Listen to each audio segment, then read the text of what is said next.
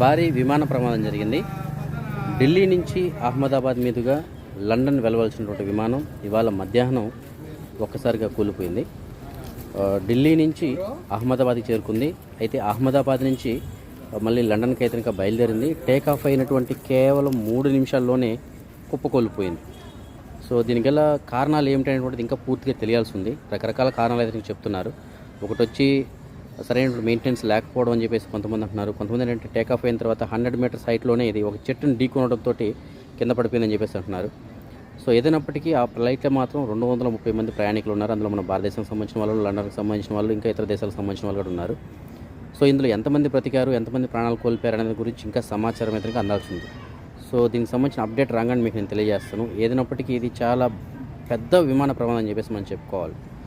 International flight అది. So అది air ఇండియాకి సంబంధించిన ఫ్లైట్. ఢిల్లీ నుంచి అహ్మదాబాద్ నుంచి నేరుగా లండన్ వెళ్ళాలి. సో టేక్ ఆఫ్ అయినటువంటి 2 నిమిషాల్లో చెట్టుని ఢీకొనింది. 3వ నిమిషంలో కింద కోల్పోయింది.